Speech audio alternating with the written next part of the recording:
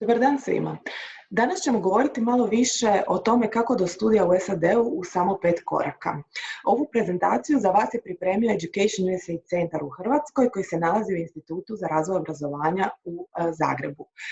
Prije nego što saznamo kojih je to 5 koraka do studija u SAD-u, reći ćemo vam nešto malo više o uslugama koje nudi naš Education USA centar.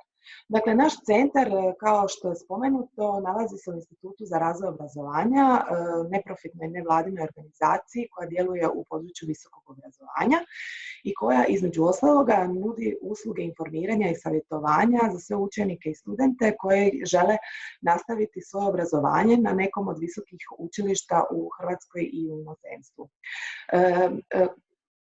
Institut za razvoj obrazovanja je domaćin Education USA centra u Hrvatskoj i to je jedini ovlašteni Education USA centar u ovoj zemlji. Kad govorimo o Education USA-u, zapravo govorimo o mreži od oko 400 savjetodavnih centara diljem svijeta koji nude objektivne i sveobuhvatne informacije o studiju u SAD-u.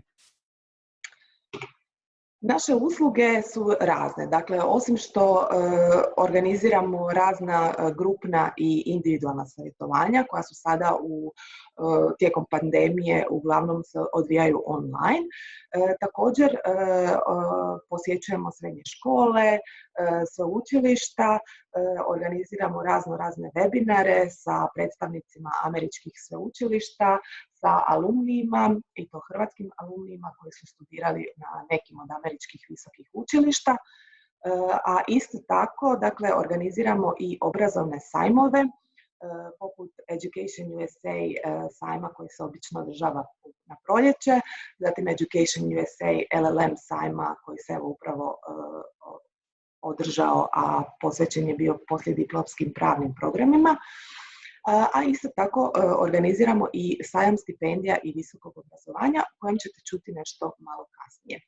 Uz to, za sve one koji se žele prijaviti na studij u SAD-u, organiziramo i pripremne tečajeve za standardizirane testove čiji rezultati su potrebni za upis studija u SAD-u, pa tako organiziramo pripremne tečajeve za TOEFL, za SAT, ACT, GMAT, GRE i druge standardizirane testove, a kandidati se također kod nas mogu testirati za standardizirane testove kao što su TOEFL, ACT i GMAT. Sad, zašto uopće studirati u SAD-u? Sigurna sam da svi imaju neke svoje razloge, pa ajmo vidjeti koji bi oni mogli biti. Dakle, prvo i osnovno, mislim kad govorimo o studiju u SAD-u, da govorimo o kvaliteti. Dakle, govorimo o vrhunskim akademskim programima i profesorima. I to o toj kvaliteti možemo govoriti kada pričamo o sveučilištima koji spadaju u Ivy League-u, dakle sveučilištima poput Columbije ili University of Pennsylvania i drugih sveučilišta koji su dio te skupine Ivy League. To su najstarija i najprestižnija američka sveučilišta. Međutim, tu postoje i druga sveučilišta, dakle druga ne samo sveučilišta, nego i visoka učilišta, dakle tu uključujemo i community college koji obično nude dvogodišnje programe nakon kojih se možete prebaciti na studij na nekom od sveučilišta. Dakle, kad govorimo o vrhunskim akademskim programima, ne govorimo samo o Ivy League i već i o sveučilištima koji su izvan te skupine, a također su jako dobra. Dakle, u SAD-u postoji preko 4000 akreditiranih vrhunskih visokih učilišta, među kojima možete odabrati ono koje najviše odgovara vašim potrebama. Kad govorimo o studiju u SAD-u, također govorimo o raznolikosti, dakle mnogo je različitih pristupa učenju i tu je također i raznolikost studentskog tijela, dakle govorimo o studentima iz cijelog svijeta, stoga tko god se odluči studirati u SAD-u imat će priliku studirati sa ljudima, naravno ne samo koji su iz SAD-a, već i sa drugih kontinenata. Što se tiče školarina, svi znamo da se studij u SAD-u plaća, međutim postoji široki raspon školarina i troškova života. Ako odlučite studirati u manjem gradu, bit će vam manji troškovi života.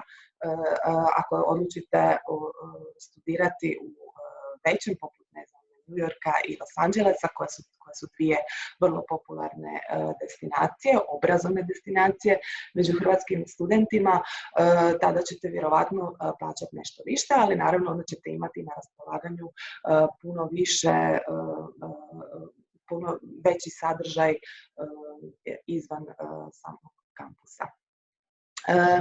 Jedna od velikih prednosti studija u SAD-u jest fleksibilnost. Što to znači? To znači da možete, dakle, odabrati svoje predmete koje želite slušati na sveučilištu. Isto tako sa 18 godina ne morate nužno znati što želite studirati. Možete upisati neki od, znači prediplomski studij na nekom od sveučilišta, a onda zapravo tek nakon 2. godine faksa odlučiti koji je vaš major, dakle u čemu se želite specijalizirati i sljedeće 2 godine dakle posvetiti predmetima iz tog područja. Sad sam spomenula, znači prve 2 godine da možete razmišljati o tome što točno želite studirati, a 2 godine dakle možete se usmjeriti baš na određeno područje i po tome se dakle da zaključiti da studij, odnosno prediplomski studij u SAD-u traje 4 godine, za razliku od prediplomskog studija u Hrvatskoj koji uglavnom traje 3 godine. Sad, ako vas i dalje zanima studij u SAD-u, treba zapravo slijediti ovih 5 koraka. Dakle, uvijek govorimo o 5 koraka do studija u SAD-u. Pa ajmo vidjeti koji je prvi. Prvi je istraživanje mogućnosti, dakle istraživanje opcija, dakle ovaj prvi korak je možda i najduži korak i ne vidite da vas on obeshrabri. On je izrazito bitan zato što ćete upravo tijekom aktivnosti koje obuhvaća ovaj korak ćete doći do sveučilišta koji najviše odgovara vašim potrebama. Kad krenete razmišljati o tome gdje je točno studirati u SAD-u i na kojem visokom učilištu, jako je važno da odredite svoje prioritete. Dakle, prvo je potrebno razmisliti malo zašto uopće želite studirati u SAD-u. Što je to što vas privlači? Je li to jedan od onih razloga koji su malo prije spomenuti ili imate još neke svoje dodatne razloge? Također, jako je bitno razmisliti malo o svojim planovima i to ne samo kratkoročnim planovima, već i dugoročnima. Dakle, što sa diplomom koju dobijete u SAD-u. Isto je tako važno, naravno, razmisliti o tome što želite studirati, a posebno je važno razmisliti o tome kako ćete financirati studij u SAD-u. Hoće li vam biti potrebna stipendija ili ćete ga moći financirati iz dakle, vlastitih sredstava. Jako je bitno također ne zanemariti standardizirane testove koji su prije spomenuti. Dakle, važno je razmisliti o tome kad polagati standardizirane testove i koji su uopće standardizirani testovi potrebni za upis na visoko učilište koje želite i napraviti nekakav plan, dakle pripreme za standardizirane testove i polaganje tih testova. Jako je bitno također pri razmatranju visokih učilišta koja su vam zanimljiva vidjeti koji su rokovi za prijavu na ta visoka učilišta, na određeni studijski program i koji su rokovi za prijavu za stipendiju. I ono što se kaže last but not least, dakle, važno je razmisliti gdje točno želite studirati. SAD je jako velika država i dakle, zaista je potrebno razmotriti razne opcije i dakle, razmisliti gdje točno u kojem gradu ili barem u kojoj državi želite studirati. Kako onda u moru visokih učilišta koje nudi SAD, kako odabrati odgovarajuće visoko učilište? Možete za početak posjetiti našu službenu stranicu educationusa.state.gov i ondje dakle malo vidjeti, saznati više informacija, općenitih informacija o visokom obrazovanju i visokim učilištima u SAD-u.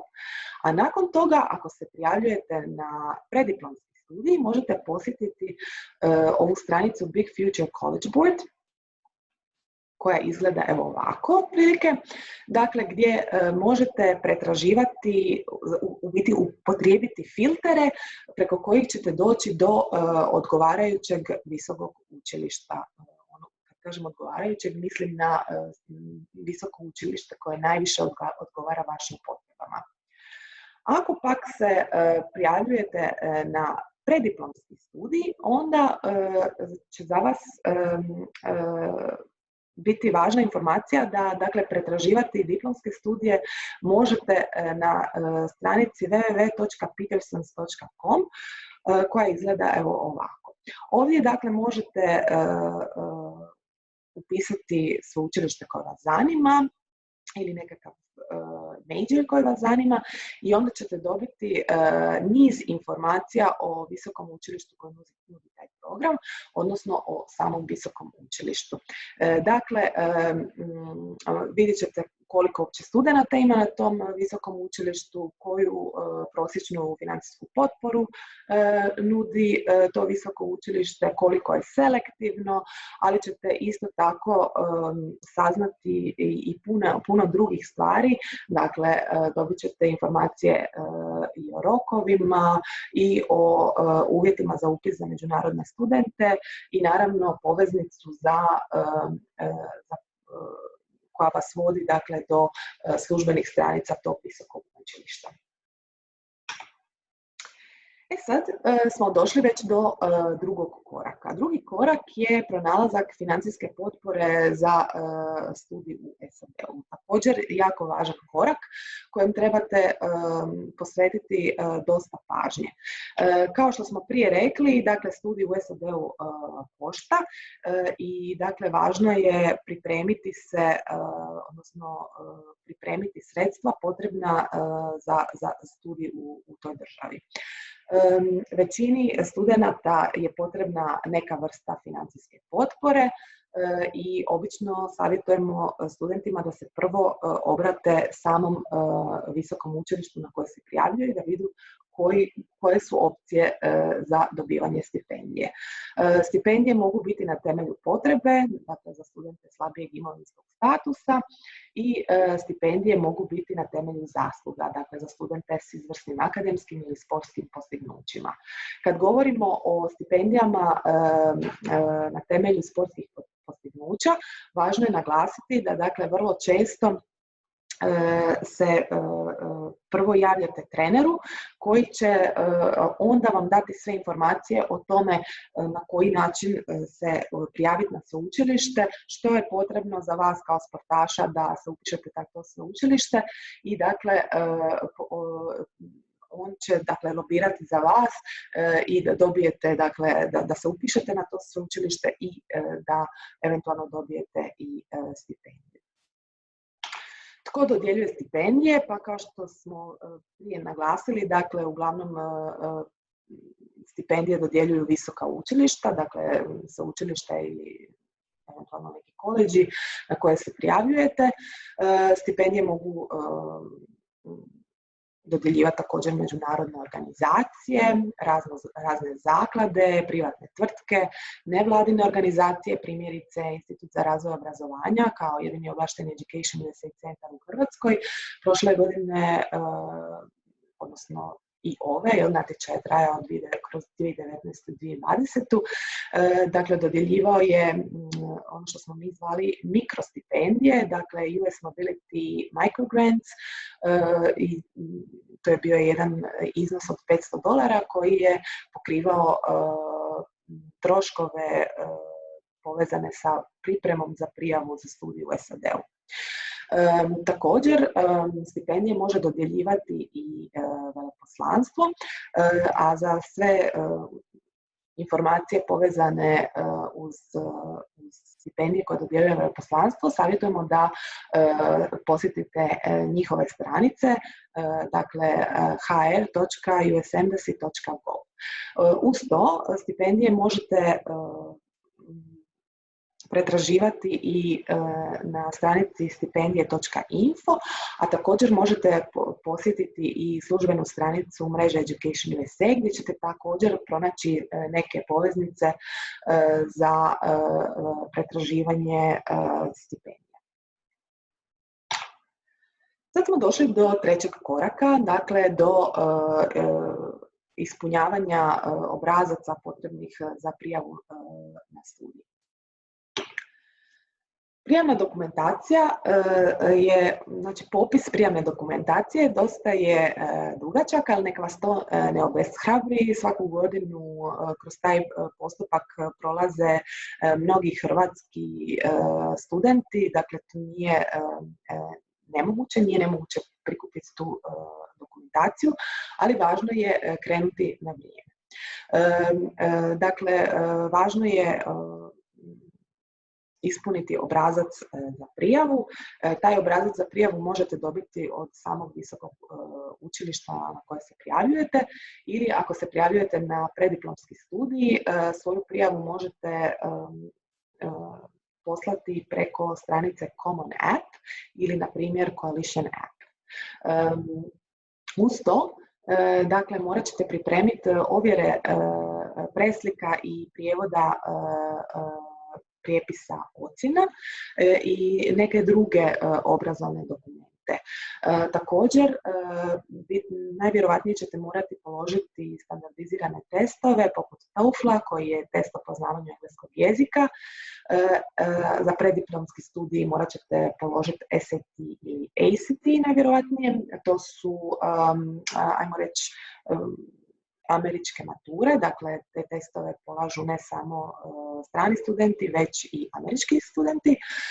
Ako se prijavljujete primjerice na MBA, bit će vam potreban, vjerovatno će vam biti potreban GMAT, i ako se prijavljujete na neki drugi diplomski studij ili doktorski studij, trebat će vam GRE.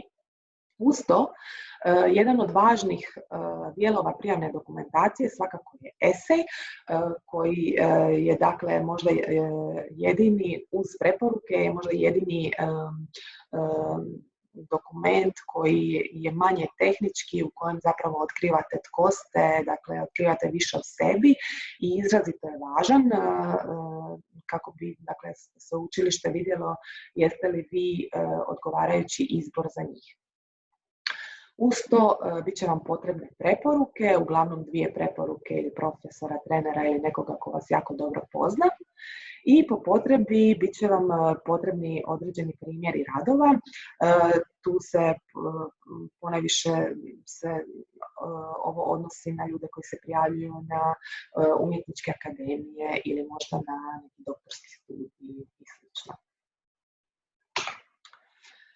Spominjali smo već standardizirane testove, dakle ono što smo prije rekli, za međunarodne studente sveučilište uglavnom traže da polaže test o poznavanju engleskog jezika, dakle TOEFL. Postoje još neki razni testovi kojima se može dokazati poznavanje engleskog jezika, međutim TOEFL je najpoznatiji za studij u SAD-u. Također, dakle, rekli smo da su SAT i ACT uglavnom potrebni za učenike koji se prijavljuju za preddiplomski studij u SAD-u, a ako se prijavljujete za diplomske studije, možda će vam biti potrebni GMAT i GRE. Prije smo spomenuli dakle, da je jako važno početi se pripremati na vrijeme. Dakle, važno je zatražiti materijale za prijavu nekih 9 do 12 mjeseci ranije. Dakle, važno je istraživati svoje mogućnosti najmanje godinu dana unaprijed. Neka sveučilišta imaju rokove za prijavu već u studenome ili prosincu, pa tako, na primjer, su se sada u studenome, početkom studenoga ili sredinom studenoga, su se primjerice učenici i studenti koji žele se upisati sljedeće godine na studij u SAD-u su se prijavljivali već sada, dakle u studenome. Ti rokovi naravno mogu biti i duži, dakle ako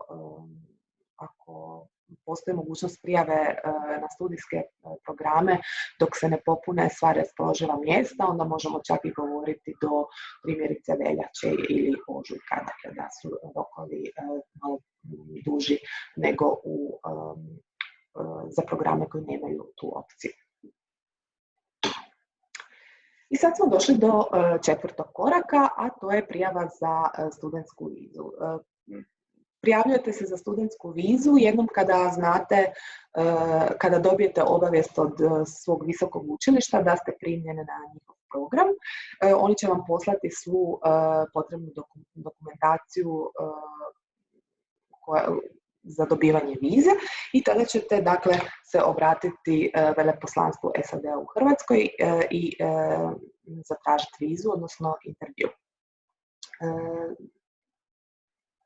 Studenti uglavnom idu u SAD preko F1 vize, a ako recimo ste na nekoj razmjeni, tada ćete možda dobiti vizu J1, odnosno J1, a postoji i viza M1, a o svim razlikama između tih viza možete saznati više ako posjetite službenu stranicu veleposlanstva SAD-a u Hrvatskoj.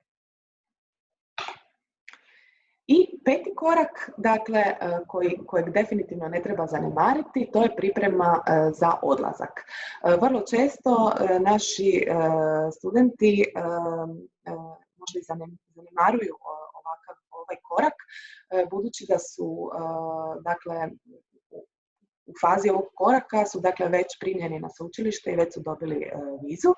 Međutim, ovaj korak nije zanemariv zbog toga što se studenti ipak sele na drugi kontinent, dakle daleko od svojih obitelji, i svakako je bitno da se prije odlaska pripreme za život u drugoj državi.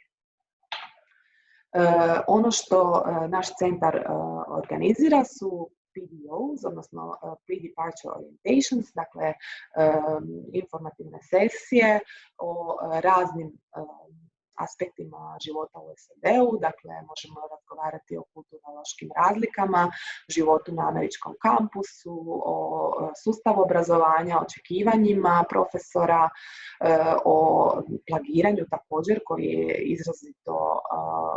izrazito neprihvatljiv u američkom visokom obrazovanju. Također možemo razgovarati o pronalasku smještaja, o vrstama smještaja koje se nude i naravno o novoj sredini. Ove sesije se održavaju uz naše savjetnike, ali i studente koji već studiraju u SAD-u ili su završili studij u toj državi. I to je to. Ako želite znati više o studiju u SAD-u, možete posjetiti naš virtualni štand na sajmu stipendija koji će se ove godine održati 25.11. a trajaće od 10 do 4 sata kako bi dakle obuhvatili sve učenike i studente koji možda u određenom periodu imaju obaveze u školi ili na sveučilištu. Dakle, bilo bi nam izrazito drago da nas posjetite na našem virtualnom štandu, to štandu Education USA, i postavite sva pitanja o visokom obrazovanju u SAD-u koja imate za nas. Također, više informacija o djelovanju našeg centra možete pronaći na službenim stranicama Instituta za razvoj obrazovanja, to je www.iro.hr, a možete nas zapratiti i na društvenim mrežama, dakle na našoj Facebook, možete zapratiti našu Education USA Croatia Facebook stranicu ili naš Instagram profil. Hvala na pažnji. Vidimo se na sajmu stipendija i visokog obrazovanja.